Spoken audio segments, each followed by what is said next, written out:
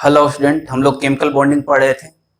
आज हम लोग केमिकल बॉन्डिंग का लेक्चर 5 स्टार्ट कर रहे हैं। अभी तक हम लोगों ने लैटिस एनर्जी पढ़ा, हाइड्रेशन एनर्जी पढ़ा, बॉर्न हाइवर साइकिल पढ़ा।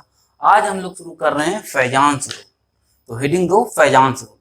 बड़ा ही इंपॉर्टेंट रूल है, इससे बहुत क्वेश्चन पूछा जाता है। ध्यान से समझना, आराम से समझना। तो देखो फैजान्स रूल। सबसे पहले हम लोग बात करते हैं, लिखो neither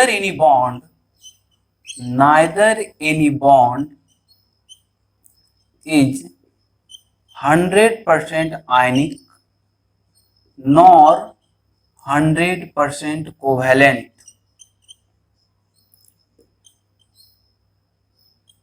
Each bond having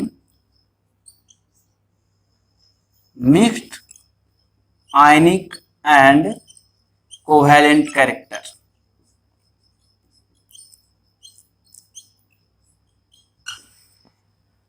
हम लोग बात कर रहे हैं कि कोई बॉन्ड ना तो 100% आयनिक होता है, ना तो 100% कोवैलेंट होता है। सभी बॉन्ड में कुछ ना कुछ आयनिक कैरेक्टर होता है और कुछ ना कुछ कोवैलेंट कैरेक्टर होता है। मतलब ना तो कोई बॉन्ड 100% आयनिक है, ना तो 100% कोवैलेंट है। सभी बॉन्ड में मिक्स कैरेक्टर है दोनों का। अब इसे ऐसे समझते हैं कि मान लो ए और बी के बीच बॉन्ड बन रहा है कंप्लीट ट्रांसफर ऑफ इलेक्ट्रॉन्स। तो थियोरेटिकली हम लोग कहते थे कि कंप्लीट ट्रांसफर ऑफ इलेक्ट्रॉन पूरे इलेक्ट्रॉन का हुआ। इसका मतलब थियोरेटिकली इसे 100% आयनिक होना चाहिए। इलेक्ट्रॉन पे चार्ज होता है -1.6 इंटू 10⁻19 कूलम। इसका मतलब पूरा का पूरा इतना चार्ज ट्रांसफर होना चाहिए, तभी 100% आयनिक होगा। लेकिन एक्चुअल में पूरा का पूरा चार्ज ट्रांसफर नहीं होता है, some amount of charge transfer होता है। अगर पूरा का पूरा चार्ज ट्रांसफर हो जाता तब 100% आयनिक हो जाता। हम लोग थियोरेटिकली कह सकते हैं, हम लोग थियोरेटिकली अभी भी यही कहते हैं कि पूरा का पूरा चार्ज ट्रांसफर होता है, पूरा का पूरा इलेक्ट्रॉन ट्रांसफर होता है, 100% आयनिक। लेकिन बात को समझो, एक्चुअल में पूरा चार्ज ट्रांसफर नहीं होता है, पूरा इलेक्ट्रॉन ट्रांसफर नहीं होता है। अगर पूरा इलेक्ट्रॉन ट्रांसफर होगा तो 100% आयनिक होता। यूनिटरी मेथड करें तो 100/E, लेकिन सम अमाउंट ऑफ चार्ज, उसको हम डेल्टा कह रहे हैं। मान लो डेल्टा चार्ज ट्रांसफर हो रहा है तो डेल्टा/E इंटू 100। तो जितना चार्ज ट्रांसफर हुआ उसके कारण जो आयनिक कैरेक्टर डेवलप हुआ उसे हम लोग इस फॉर्मूला से निकालते हैं, डेल्टा/E इंटू 100। और अभी मैंने कहा कि पूरा चार्ज ट्रांसफर नहीं होगा, इसका मतलब some amount of charge transfer हुआ। इसका मतलब पूरा का पूरा आयनिक कैरेक्टर नहीं आएगा, और पूरा का पूरा आयनिक कैरेक्टर नहीं होगा, it means some amount of covalent character भी होगा। और इसी को हम लोग डेल्टा इंटू डी और ई इंटू डी करते हैं, इंटू 100।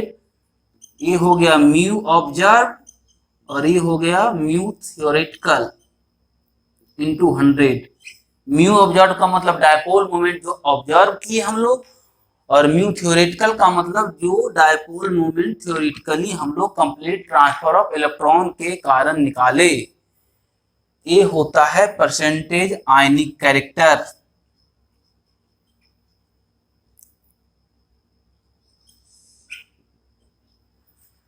तो थियोरेटिकली कहने का कह सकते हैं कंप्लीट ट्रांसफर ऑफ इलेक्ट्रॉन, लेकिन किसी भी बॉन्ड में कंप्लीट ट्रांसफर ऑफ इलेक्ट्रॉन नहीं होता है। बात समझ में आई? अब इसी को और एक्सप्लेन करते हैं। जैसे किसी कोवैलेंट कंपाउंड की बात करते हैं, मान लो N2 की बात करते हैं इस तरीके से, O2 की बात करते हैं इस तरीके से है, H2 की बात करते हैं इस तरीके से है। तो इन सभी में इलेक्ट्रोनेगेटिविटी चेंज 0 है। इसका मतलब थ्योरेटिकली ये 100% कोवैलेंट है। ये 100% कोवैलेंट होगा ये सब, लेकिन जब ये आइसोलेटेड स्टेट में होगा, जब इसे हम एक मॉलिक्यूल को अलग कर लें, किसी का कोई इफेक्ट ना हो, उस केस में तो 100% हो जाएगा। लेकिन मॉलिक्यूल्स अकेले तो नहीं रहेगा, बहुत सारा मॉलिक्यूल्स रहता है एक साथ, और एक साथ रहता है तो आपस में कॉलिजन होगा, और आपस में कॉलिजन होने के कारण इंस्टेंटेनियस डायपोल डेवलप कर जाता है, यानी some amount of charge develop कर जाता है। इसके कारण अगेन परसेंटेज आयनिक कैरेक्टर कुछ ना कुछ डेवलप कर गया। इसका मतलब जब भी H2N2O2 जो भी हो उसको हम पॉपुलेशन में लाएंगे तो वो 100% कोवैलेंट नहीं होगा। आपस में कॉलिजन करने के कारण थोड़ा सा चार्ज डेवलप कर जाता है, थोड़ा सा चार्ज डेवलप कर गया, इसका मतलब आयनिक कैरेक्टर डेवलप कर गया। तो इतना समझाने का मेरा बस इतना मतलब था कि कोई भी बॉन्ड न तो 100% आयनिक होता है, न तो 100% कोवैलेंट होता है। और फैजान रूल कंपाउंड में रिलेटिव कोवैलेंट या आयनिक कैरेक्टर को डिटरमाइन करता है।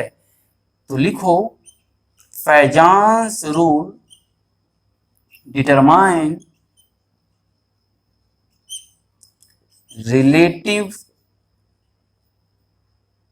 कोवैलेंट और आयनिक कैरेक्टर इन कंपाउंड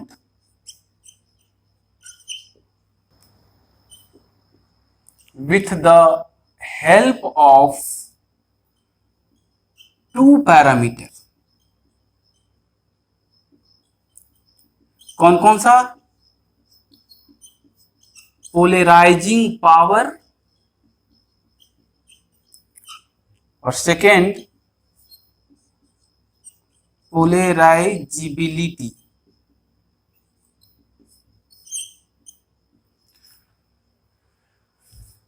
गलत लिखा गया,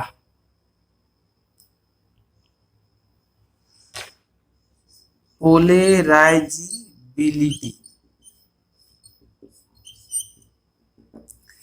पोलराइजिंग पावर डिफाइन होता है केटायन के लिए, तो ये डिफाइन हो रहा है केटायन के लिए with respect to cation. W.R.T का मतलब है विथ रिस्पेक्ट टू, और पोलराइजिबिलिटी डिफाइन होता है एनायन के लिए विथ रिस्पेक्ट टू एनायन। हम लोग आते हैं इस पे, क्या है पोलराइजिंग पावर, क्या है पोलराइजिबिलिटी। इससे पहले हम लोग इसको समझ लें कि फैजान्स रूल डिटरमाइन रिलेटिव कोवैलेंट और आयनिक character in compound with the help of two parameter. तो रिलेटिव कोवैलेंट या आयनिक कैरेक्टर का मतलब क्या हुआ? रिलेटिव कोवैलेंट या आयनिक कैरेक्टर का मतलब हुआ हम लोग कंपैरिजन कर सकते हैं। मान लो 4 कंपाउंड दिया गया है, तो हम लोग इसमें क्वांटिटी नहीं बता पाएंगे कि किसमें कितना कोवैलेंट कैरेक्टर है या किसमें कितना आयनिक कैरेक्टर है। हम लोग ये जरूर बता देंगे कि इन चारों में किसमें ज्यादा कोवैलेंट कैरेक्टर है या किसमें ज्यादा आयनिक कैरेक्टर है। अरे जिसमें ज्यादा कोवैलेंट कैरेक्टर होगा उसमें आयनिक कैरेक्टर कम होगा। मतलब हम कंपैरिजन करेंगे, कंपैरिजन से ये हम बता पाएंगे कि किस कंपाउंड में ज्यादा कोवैलेंट कैरेक्टर होगा। तो फैजान्स रूल हमें क्वालिटेटिव आइडिया देता है, क्वांटिटी की बात नहीं करता है। तो इस बात का ध्यान देना। ऐसा नहीं कि हम लोग परसेंटेज आयनिक कैरेक्टर फैजान्स रूल से निकालेंगे, ऐसा कुछ नहीं है। बस कंपैरिजन करेंगे, हम लोग के एग्जाम में कंपैरिजन आएगा और ये बहुत सारा कंपैरिजन कर सकता है फैजान्स रूल, बहुत सारे प्रॉपर्टी का कंपैरिजन कर सकता है, आगे हम लोग देखेंगे। तो समझ गए रिलेटिव कोवैलेंट और आयनिक कैरेक्टर का मतलब क्या हुआ। अब हम लोग आते हैं पोलराइजिंग पावर और पोलराइजिबिलिटी। देखो नाम में ही है पोलराइजिंग पावर, और डिफाइंड किसके लिए है? केटायन के लिए। इसका मतलब इसको हम लोग लिख सकते हैं power of cation to deform को हम लोग पोलराइड भी बोल सकते हैं, पोलराइड एनायन।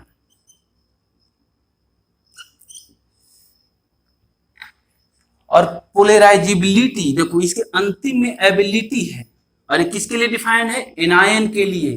तो हम लोग लिख सकते हैं ability of anion, ability of anion to get deformed, to get deformed और पोलराइज्ड, दोनों में से कुछ भी बोलो। इसका मतलब है पोलराइजिंग पावर डिफॉर्म करने की कैपेसिटी है और पोलराइजेबिलिटी डिफॉर्म होने की एबिलिटी है। अब किसका डिफॉर्मेशन होगा भाई? जरा सोचो, जब केटायन और एनायन आएंगे कंपाउंड बनाने के लिए तो केटायन का जेड इफेक्ट ज्यादा है और एनायन का जेड इफेक्ट कम है। इसका मतलब केटायन का इलेक्ट्रॉन टाइटली बाइंड है और एनायन का इलेक्ट्रॉन लूजली बाउंड है। इसका मतलब जब दोनों करीब आएगा तो केटायन का न्यूक्लियस एनायन के इलेक्ट्रॉन क्लाउड को अपनी तरफ अट्रैक्ट कर लेगा। इसका मतलब एनायन का डिफॉर्मेशन कर देगा। तो केटायन क्या किया? केटायन के पास पावर था, उसके इलेक्ट्रॉन क्लाउड को अपने तरफ खींच लिया। इसी पावर को हम लोग पोलराइजिंग पावर कहते हैं। और एनायन की एबिलिटी थी डिफॉर्म होने की, एनायन ही डिफॉर्म हुआ ना, उसकी एबिलिटी थी डिफॉर्म होने की, तो ये पोलराइजिबिलिटी कहते हैं। और किसके लिए डिफाइंड है? वो एनायन के लिए डिफाइंड है। तो बात समझ में आई, पोलराइजिंग पावर क्या होता है और पोलराइजिबिलिटी क्या होता है। पोलराइजिंग पावर केटायन के लिए डिफाइंड है, पोलराइजिबिलिटी एनायन के लिए डिफाइंड है। ठीक है, नोट डाउन करो।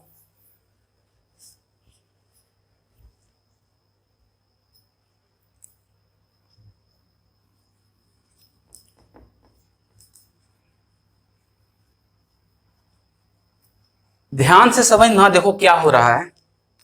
मान लो एक केटायन है और एक एनायन है, दोनों के बीच जब डिस्टेंस ज्यादा है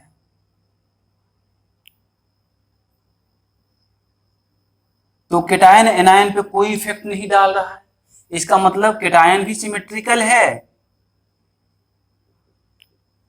और एनायन भी सिमेट्रिकल है। लेकिन जैसे ही दोनों कंपाउंड बनाने के लिए करीब आया, ध्यान से देखो, अभी हमने बात किया केटायन का जेड इफेक्ट ज्यादा है, जेड इफेक्ट मोर ज्यादा है, मोर लिख लो यार, और एनायन का जेड इफेक्ट कम है, लेस। एक केटायन है और ये एनायन है, तो केटायन का इलेक्ट्रॉन टाइटली बाइंड है लेकिन एनायन का इलेक्ट्रॉन टाइटली बाइंड नहीं है। तो केटायन का न्यूक्लियस एनायन के इलेक्ट्रॉन क्लाउड को अपनी तरफ अट्रैक्ट कर लेता है। इससे एनायन का साइज डिफॉर्म हो जाता है और साथ साथ केटायन का न्यूक्लियस एनायन के न्यूक्लियस को रिपेल भी करता है। तो जरा सोचो, अगर तुम्हें सर के तरफ से खींचा जाए और बीच से दूसरे तरफ पुश किया जाए तो तुम्हारा साइज अपने आप डिफॉर्म हो जाएगा। तो एनायन का साइज केटायन के ज्यादा जेड इफेक्ट होने के कारण डिफॉर्म हो गया, क्योंकि केटायन इसके इलेक्ट्रॉन क्लाउड को अपनी तरफ खींच लिया है। ऐसा नहीं है कि एनायन केटायन को डिफॉर्म नहीं करना चाहता है, लेकिन बेचारा से अपना इलेक्ट्रॉन क्लाउड तो संभल नहीं रहा है, अपना इलेक्ट्रॉन तो संभल नहीं रहा है, तो दूसरे के इलेक्ट्रॉन को क्या अपने तरफ खींचेगा? गरीब आदमी बेचारा, समझ रहे हो ना। तो जब इसका इलेक्ट्रॉन अपने तरफ खींचा तो देखो क्या हुआ, न्यूक्लियस के बीच में इलेक्ट्रॉन डेंसिटी बढ़ गई, concentration of electron density increase. जब न्यूक्लियस के बीच में इलेक्ट्रॉन डेंसिटी बढ़ती है, इलेक्ट्रॉन का कॉन्सेंट्रेशन बढ़ता है, तो कोवैलेंट कैरेक्टर डेवलप होता है। अरे किसी भी कोवैलेंट कंपाउंड की बात करते हैं, यहाँ समझो क्लोरीन, क्लोरीन हाईली कोवैलेंट है, तो इस केस में इलेक्ट्रॉन की शेयरिंग हुई है, इसका मतलब है इलेक्ट्रॉन न्यूक्लियस के बीच में तब कोवेलेंट है, इलेक्ट्रॉन का कॉन्सेंट्रेशन न्यूक्लियस के बीच में ज्यादा है तब हाईली कोवेलेंट कंपाउंड है। लेकिन अगर हम किसी आयनिक कंपाउंड की बात करें तो देखो क्या है, प्लस है और ये माइनस है, तो इलेक्ट्रॉन का कॉन्सेंट्रेशन माइनस पे शिफ्ट है ज्यादा, यानी क्लोरीन के न्यूक्लियस की तरफ ज्यादा शिफ्ट है। इसका मतलब है जब भी न्यूक्लियस के बीच में इलेक्ट्रॉन का कॉन्सेंट्रेशन बढ़ेगा कोवेलेंट कैरेक्टर डेवलप होगा। बात समझ में आया? तो यहां पर भी वही हो रहा है, केटायन एनायन के इलेक्ट्रॉन क्लाउड को अपनी तरफ खींच रहा है, इसके कारण दोनों न्यूक्लियस के बीच में इलेक्ट्रॉन का कॉन्सेंट्रेशन बढ़ जा रहा है और कोवेलेंट कैरेक्टर डेवलप हो रहा है। तो हम इसे क्या कहेंगे, ये डिफॉर्म हो गया, यहाँ पे एनायन डिफॉर्म्ड हो गया है, डिफॉर्म्ड हो गया है, या तो पोलराइज्ड हो गया है या पोलराइजेशन हुआ है इसका। तो जितना ज्यादा डिफॉर्मेशन होगा एनायन का, जितना ज्यादा डिफॉर्मेशन होगा उतना ज्यादा न्यूक्लियस के बीच इलेक्ट्रॉन का कॉन्सेंट्रेशन बढ़ेगा और उतना ज्यादा कोवेलेंट कैरेक्टर बढ़ेगा। मतलब क्या हुआ, अगर डिफॉर्मेशन ज्यादा हो गया, डिफॉर्मेशन ज्यादा हो गया तो कॉन्सेंट्रेशन ऑफ इलेक्ट्रॉन डेंसिटी ज्यादा हो जाएगी बिटवीन द न्यूक्लियस, और इस केस में कोवेलेंट कैरेक्टर इंक्रीज कर जाएगा। यही है फैजान रूल। तो यहां पर क्या किया केटायन एनायन के इलेक्ट्रॉन क्लाउड को अपनी तरफ खींचा, क्योंकि इसके पास पावर था, इसलिए केटायन के लिए पोलराइजिंग पावर डिफाइंड है और इसकी तो एबिलिटी है डिफॉर्म होने की, एनायन डिफॉर्म हुआ है तो इसके कारण एनायन के लिए पोलराइजेबिलिटी डिफाइन होती है। तो केटायन के लिए पोलराइजिंग पावर और एनायन के लिए पोलराइजेबिलिटी। अब जरा सोचो, पोलराइजिंग पावर ज्यादा हो जाए या पोलराइजेबिलिटी ज्यादा हो जाए तो पोलराइजेशन ज्यादा होगा, डिफॉर्मेशन या तो पोलराइजेशन, बात एक ही है, पोलराइजेशन। मतलब जितना ज्यादा केटायन का पोलराइजिंग पावर होगा, जितना ज्यादा इसको एनायन के इलेक्ट्रॉन क्लाउड को खींचने की कैपेसिटी होगी, वही पोलराइजिंग पावर है। और जितना ज्यादा इसमें डिफॉर्म होने की एबिलिटी होगी, अगर दोनों एक साथ हो जाए तो बहुत ज्यादा डिफॉर्मेशन होगा और बहुत ज्यादा कोवेलेंट कैरेक्टर उस कंपाउंड का हो जाएगा। मतलब पोलराइजेशन या डिफॉर्मेशन दोनों चीज पे डिपेंड करता है, पोलराइजिंग पावर पे भी, पोलराइजिंग पावर पर भी और पोलराइजिबिलिटी पे भी। बात समझ में आया? अरे भाई, या तो इसका पावर बढ़ जाए तो भी इसको ज्यादा डिफॉर्म कर देगा, या तो इसकी डिफॉर्म होने की एबिलिटी बढ़ जाए तब भी डिफॉर्म तो लास्टली इसी को होना है। डिफॉर्म होने का गुणधर्म तो यही पाले हुए है, तो डिफॉर्म तो यही होगा। अगर इसकी ज्यादा डिफॉर्म होने की एबिलिटी हो जाए तब भी ज्यादा डिफॉर्म होगा, या तो केटायन का डिफॉर्म करने का पावर ज्यादा हो जाए तब भी ज्यादा डिफॉर्म होगा, और दोनों गुणधर्म अगर मिल गया तब तो बहुत ज्यादा डिफॉर्म हो जाएगा। मतलब कि डिफॉर्मेशन या पोलराइजेशन दोनों गुणधर्म पे निर्भर करता है, केटायन के पोलराइजिंग पावर पे भी और एनायन के पोलराइजेबिलिटी पे भी। तो मुझे लगता है कि पोलराइजिंग पावर क्या होता है और पोलराइजेबिलिटी क्या होती है समझ में आ गया होगा। ठीक है, राइट डाउन करो। इसके बाद हम लोग देखते हैं factors favouring polarising powers.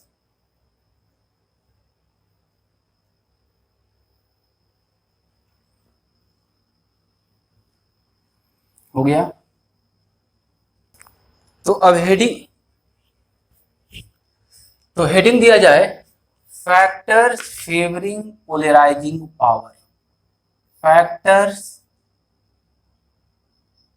Favouring polarising power, polarising power, polarising power define है कैटायन के लिए, अभी हम लोग ने समझा। तो कौन कौन सा फैक्टर फेवर करेगा पोलराइजिंग पावर को? पहला तो हम लोग देखिए जेड इफेक्ट, जेड इफेक्ट जितना ज्यादा होगा polarising power, P dot P लिख रहे हैं पोलराइजिंग पावर को, पोलराइजिंग पावर उतना ज्यादा होगा। जेड इफेक्ट को दूसरे तरीके से लिख सकते हैं, साइज, साइज जितना छोटा होगा कैटायन का, साइज जितना छोटा होगा कैटायन का उतना ज्यादा कॉन्सेंट्रेटेड होगा और उतना ज्यादा वो पोलराइजिंग पावर होगा उसका।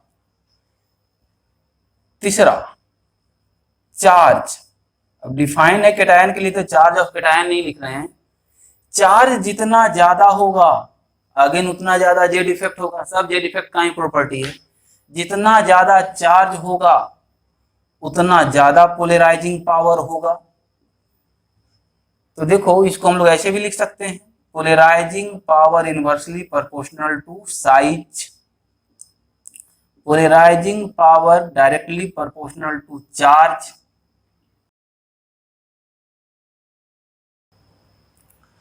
अब इन दोनों को एक साथ करते हैं, 2 और 3 को एक साथ करते हैं तो देखो तो polarising power is proportional to charge बटे साइज हो जाएगा, और चार्ज बटे साइज को हम लोग बोलते हैं आयनिक पोटेंशियल, आयनिक पोटेंशियल। तो अगर एग्जाम में पूछ दिया जाए पोलराइजिंग पावर किस पे डिपेंड करता है और आयनिक पोटेंशियल ऑप्शन में रहे तो हम लोग आयनिक पोटेंशियल भी टिक करेंगे। ठीक है, अगला फैक्टर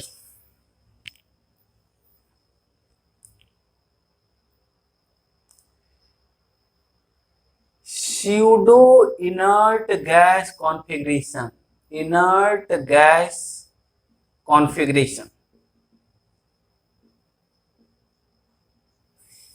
देखो स्यूडो इनर्ट गैस कॉन्फ़िगरेशन अगर ज्यादा होगा तो उस कैटायन का पोलराइजिंग पावर ज्यादा होता है with respect to inert gas configuration.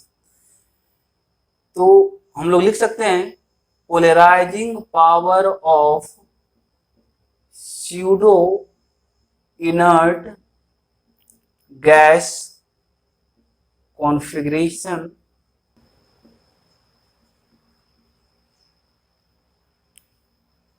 is greater than polarizing power of inert gas configuration।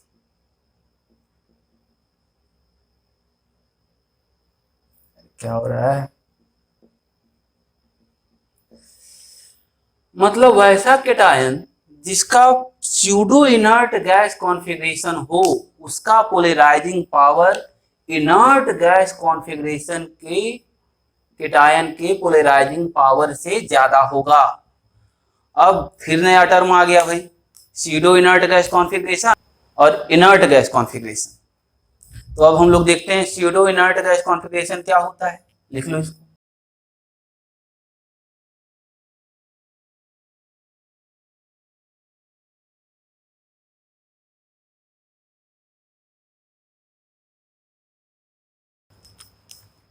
देखो pseudo inert gas configuration P.I.G.C, pseudo inert gas configuration वैसे कॉन्फ़िगरेशन को कहते हैं NH2, NP6 और ND10 जिस कैटायन का कॉन्फ़िगरेशन हो जाए उसे हम लोग स्यूडो इनर्ट गैस कॉन्फ़िगरेशन कहते हैं।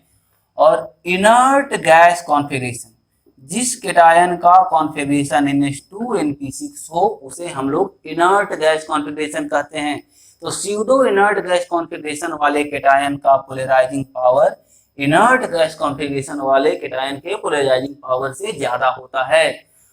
जैसे एग्जांपल ले रहे हैं, जैसे कॉपर प्लस का कॉन्फ़िगरेशन करो और Na प्लस का कॉन्फ़िगरेशन करो, copper plus 1s2, 2s2, 2p6, 3s2, 3p6, 3d10। Copper का एटॉमिक नंबर 29 होता है, उसे एक इलेक्ट्रॉन निकाल दो तो 4s1 से इलेक्ट्रॉन निकलेगा। Na प्लस का कॉन्फ़िगरेशन 1s2, 2s2, 2p6। तो देखो इसका वैलेंस सेल का कॉन्फ़िगरेशन ns2, np6, nd10 से मैच खा रहा है, 3s2, 3p6, 3d10, और इसका कॉन्फ़िगरेशन वैलेंस सेल का ns2, np6 है। तो Na प्लस का कॉन्फ़िगरेशन इनर्ट गैस कॉन्फ़िगरेशन है और कॉपर प्लस का configuration pseudo inert gas configuration है। तो स्यूडो इनर्ट गैस कॉन्फ़िगरेशन वाले का polarising power inert gas configuration वाले के पोलराइजिंग पावर से ज्यादा होता है। यहाँ पे कंपैरिजन करते वक्त इस बात का ध्यान रखेंगे कि एलिमेंट्स सेम पीरियड का हो, तो ये क्या हो गया, पोलराइजिंग पावर। अब स्यूडो इनर्ट गैस कॉन्फ़िगरेशन किसका किसका होता है, copper plus, silver plus, gold plus, Zn2 plus, cadmium 2 plus, Hg2 plus, thallium plus 3, Pb plus 4, bismuth plus 5। इन सभी केटायन का configuration pseudo inert gas configuration होता है, स्यूडो इनर्ट गैस कॉन्फ़िगरेशन। तो इस बात का ध्यान रखना, इन सभी का configuration pseudo inert gas configuration होता है। तो नोट करो।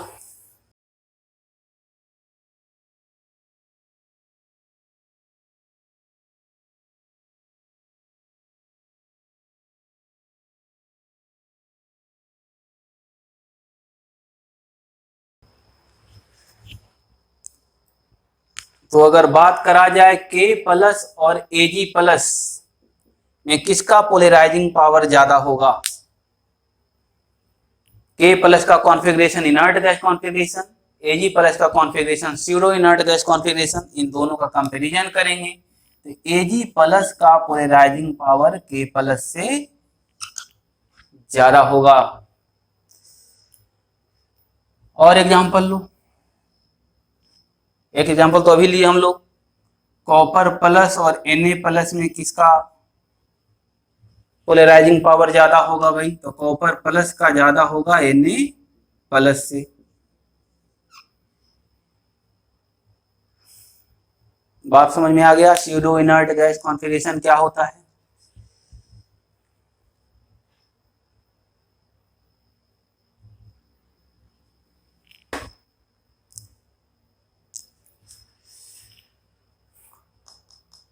अब हम लोग पोलराइजिंग पावर का कुछ एग्जांपल लेते हैं, जैसे lithium plus, sodium plus, potassium plus, rubidium plus, caesium plus, किसका पोलराइजिंग पावर ज्यादा होगा।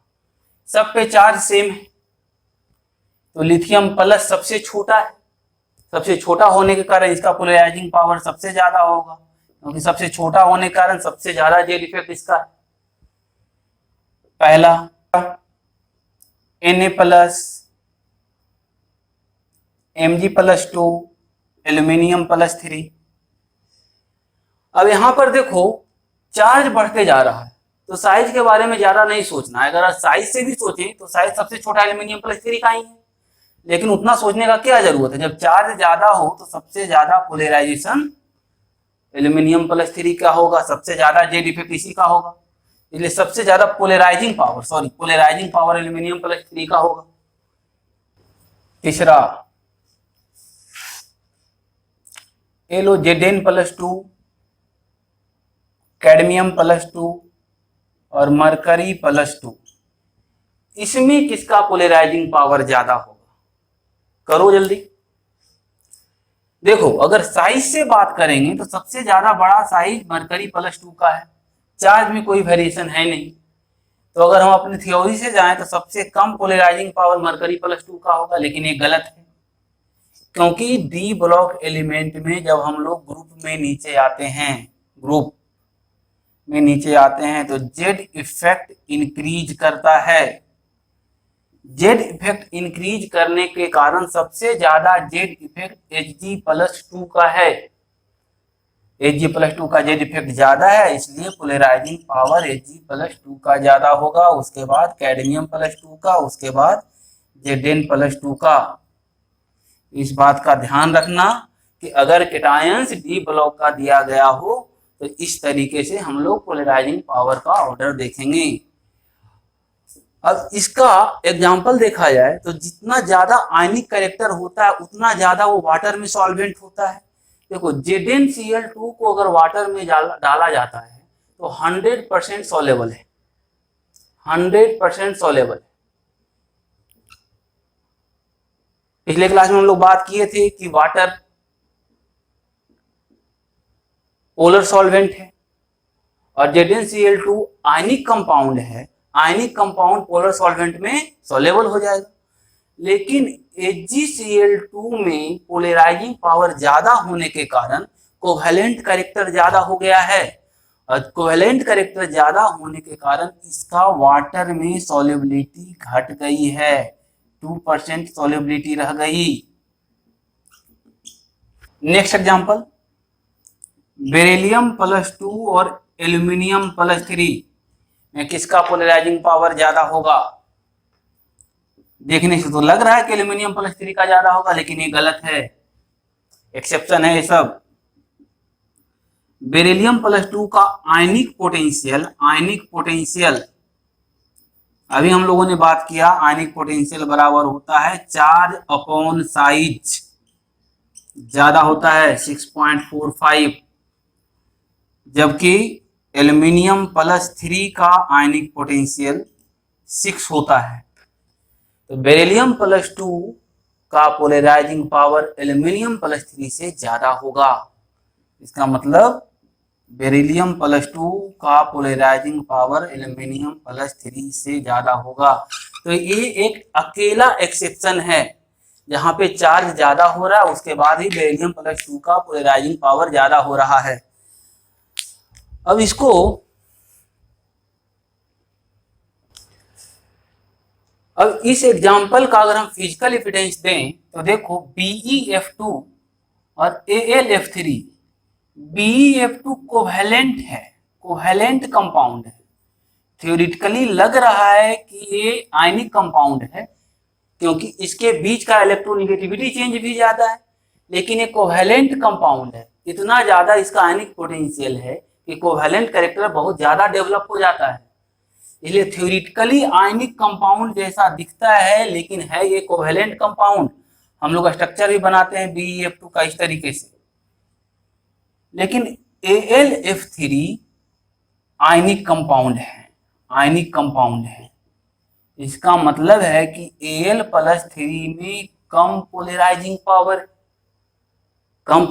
पावर है, इसलिए AlF3 में कम कोवेलेंट कैरेक्टर डेवलप हो रहा है, जबकि BeF2 में इतना ज्यादा डेवलप हो गया कि ये कोवेलेंट कंपाउंड हो गया। जब तुम BeF2 को पिघलाओगे तो आयंस नहीं मिलेगा। आयनिक कंपाउंड को पिघलाने पे हमें आयंस मिलते हैं, लेकिन इसे पिघलाओगे तो तुम्हें मोलिक्यूल मिल जाएगा, आयंस नहीं मिलेगा। तो ये सब इसका इस एक्सेप्शन का फिजिकल एविडेंस दिए। ठीक है, नेक्स्ट एग्जांपल देखो, Mn+2, Mn+6 और Mn+7 में किसका पोलराइजिंग पावर ज्यादा होगा? चार्ज के हिसाब से देख लेंगे। क्रोमियम+3 और क्रोमियम+6 में किसका पोलराइजिंग पावर ज्यादा होगा? क्रोमियम+6 का। तो इस तरीके से हम लोग पोलराइजिंग पावर डिसाइड करते हैं।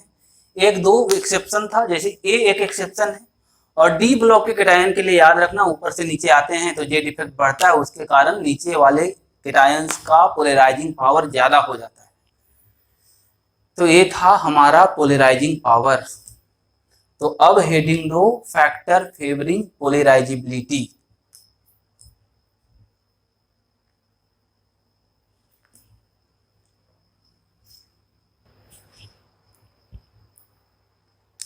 नेक्स्ट, फैक्टर फेवरिंग पोलराइजिबिलिटी, ये डिफाइन है एनायन के लिए। एनायन किस स्थिति में ज्यादा डिफॉर्म होगा? जरा सोचो, अगर उसका साइज ज्यादा हो जाएगा तो उसका डिफॉर्मेशन ज्यादा हो जाएगा। इसका मतलब है कि अगर साइज बढ़ेगा तो पोलराइजिबिलिटी बढ़ेगी। साइज बढ़ने का, चार्ज अगर बढ़ेगा, अगर चार्ज निगेटिव में बढ़ेगा तब भी साइज बढ़ता है। सेम बात है, चार्ज बढ़ेगा तब भी पोलराइजिबिलिटी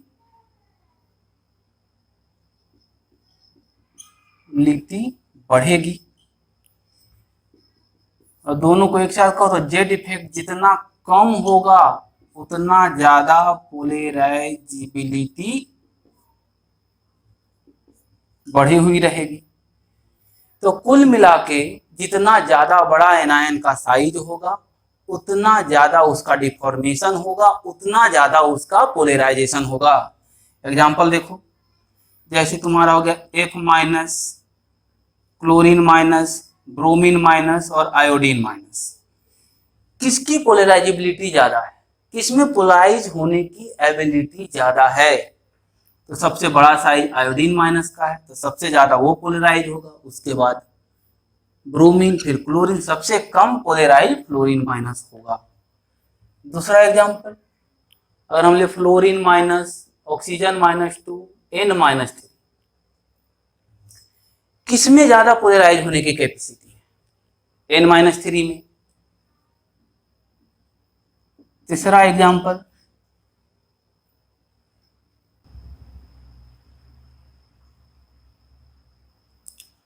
O-2 और S-2, ये किसकी पोलराइजिबिलिटी ज्यादा होगी? सेम ग्रुप का एनायन है, S-2 का चार्ज बड़ा होगा, इसकी पोलराइजिबिलिटी ज्यादा होगी। चौथा एग्जांपल लिया जाए P-3 और N-3, किसकी पोलराइजिबिलिटी ज्यादा होगी? P-3 बड़ा है तो P-3 का ज्यादा होगा। पांचवा एग्जांपल मान लिया जाए क्लोरीन माइनस, सल्फर -2 और फास्फोरस -3। देखो सेम पीरियड का एलिमेंट है, आइसो इलेक्ट्रॉनिक है। अरे इसके पास भी 18 इलेक्ट्रॉन है, इसके पास भी 18 इलेक्ट्रॉन है, इसके पास भी 18 इलेक्ट्रॉन है। इसका एटॉमिक नंबर ज्यादा है, तो साइज से भी जाए तो सबसे बड़ा साइज उसी का होगा, तो सबसे ज्यादा पोलराइजेशन उसका होगा। तो इस तरीके से हम लोग पोलराइजिबिलिटी डिफाइन करेंगे, इस तरीके से हम लोग इसका ऑर्डर बनाएंगे। तो हम लोगों ने दो चीज पढ़ा, polarising power and polarisability. Polarising power cation की प्रॉपर्टी थी और पोलराइजिबिलिटी एनायन की प्रॉपर्टी थी। दोनों चीजें मुझे लगता है समझ में आ गया होगा। अब फैजान्स रूल कहता है, सबसे इंपॉर्टेंट चीज, फैजान्स रूल तो लिखे ही नहीं। फैजान्स रूल कहता है if polarisation is more covalent character is more, यानी कि पोलराइजेशन अगर ज्यादा होगा, पोलराइजेशन या डिफॉर्मेशन अगर ज्यादा होगा तो कोवैलेंट कैरेक्टर ज्यादा होगा। फैजान्स रूल का यही स्टेटमेंट है।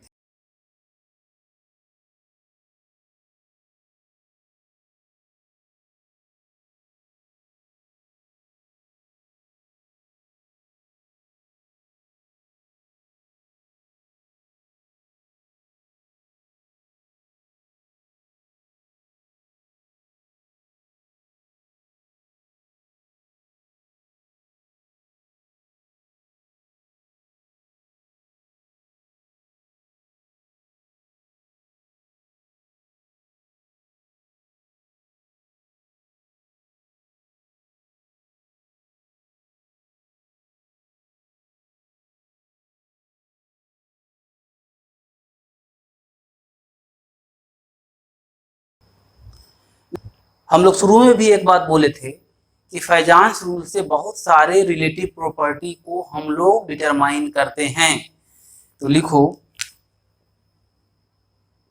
फैजान्स रूल, ऐसे लिख लो, हेल्प्स टू डिटरमाइन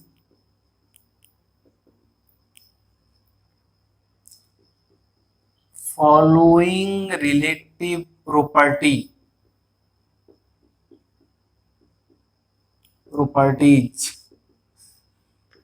जब पोलराइजेशन ज्यादा होगा, पोलराइजेशन ज्यादा होगा, पोलराइजेशन का मतलब डिफॉर्मेशन, डिफॉर्मेशन ज्यादा होगा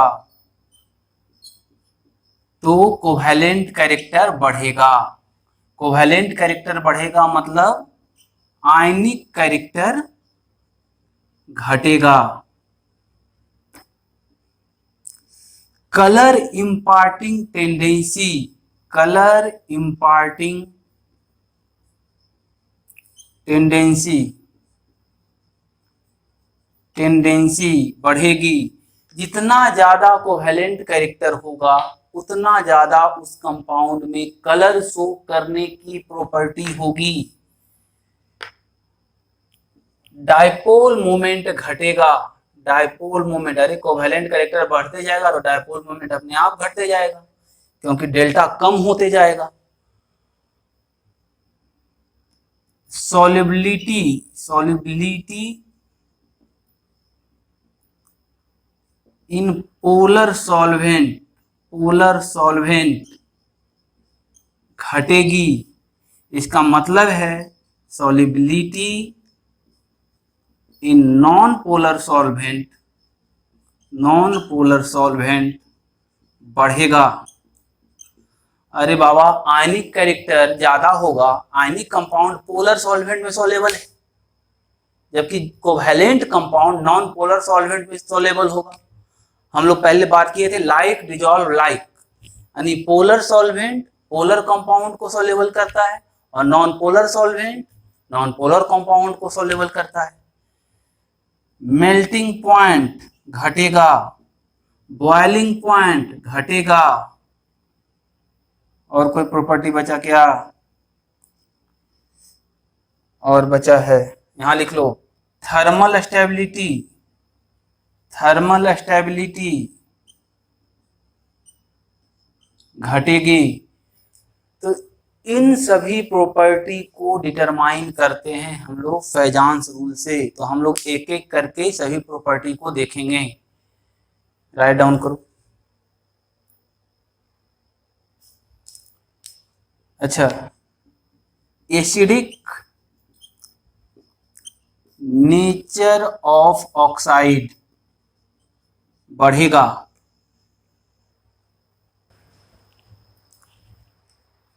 तो अब हम लोग कुछ एग्जांपल लेते हैं कोवेलेंट कैरेक्टर डिटरमाइन करने के लिए, जैसे LiF, LiCl, LiBr और LiI। किसमें कोवेलेंट कैरेक्टर ज्यादा होगा? केटायन फिक्स है, एनायन का साइज बढ़ते जा रहा है, आयोडीन माइनस की पोलराइजेबिलिटी ज्यादा होगी। इसका मतलब आयोडीन माइनस का पोलराइजेशन ज्यादा होगा तो कोवेलेंट कैरेक्टर ज्यादा होगा। एक किसका ऑर्डर है? कोवेलेंट कैरेक्टर का। अगला FeOH2 और FeOH3, किसका कोवेलेंट कैरेक्टर ज्यादा होगा? देखो तो FeOH2 में Fe+2 है जबकि FeOH3 में Fe+3 है, तो इसका पोलराइजिंग पावर ज्यादा होगा। अरे बाबा इसमें Fe+3 है, इसमें Fe+2 है, तो चार्ज ज्यादा है, चार्ज ज्यादा होने के कारण पोलराइजिंग पावर ज्यादा है।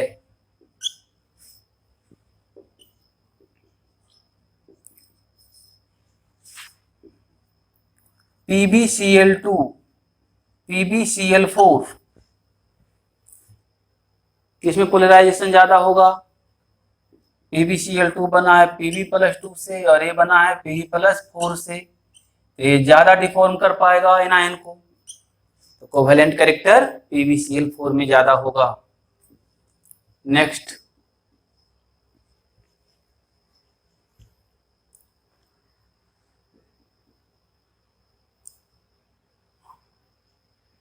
Lithium fluoride, sodium fluoride, potassium fluoride, rubidium fluoride, caesium fluoride, किसमें कोवेलेंट कैरेक्टर ज्यादा होगा? देखो तो एनायन हर जगह फिक्स हो गया, केटायन तुम्हारा lithium plus, sodium plus, potassium plus, rubidium plus, caesium plus, सबसे छोटा साइज लिथियम प्लस का है। इसका मतलब लिथियम प्लस का पोलराइजिंग पावर ज्यादा होगा, इसलिए लिथियम फ्लोराइड में कोवेलेंट कैरेक्टर ज्यादा होगा। उसके बाद सोडियम फ्लोराइड, फिर पोटेशियम फ्लोराइड, फिर रुबिडियम फ्लोराइड और उसके बाद सीजियम फ्लोराइड। अगला एग्जांपल, CuCl और NaCl, किसमें कोवेलेंट कैरेक्टर ज्यादा होगा? अब यहाँ पर स्यूडो इनर्ट गैस कॉन्फ़िगरेशन देखेंगे हम लोग। अभी हम लोगों ने बात किया कॉपर का configuration pseudo inert gas configuration होता है, जबकि Na+ का इनर्ट गैस कॉन्फ़िगरेशन। देखो तो सेम पीरियड का एलिमेंट है, इसमें ज्यादा पोलराइजिंग पावर होगा कॉपर प्लस में, इसलिए कोवेलेंट कैरेक्टर इसका ज्यादा होगा। छठा, AgF, AgCl, AgBr, AgI, किसमें कोवेलेंट कैरेक्टर ज्यादा होगा? देखो तो Ag+ तो कॉमन है हर जगह, fluorine, chlorine, bromine, iodine, iodine सबसे बड़ा है तो आयोडीन की पोलराइजेबिलिटी सबसे ज्यादा होगी, तो उसका पोलराइजेशन सबसे ज्यादा होगा, तो सबसे ज्यादा कोवेलेंट कैरेक्टर होगा। तो इस तरीके से हम लोग कोवेलेंट कैरेक्टर निकालेंगे।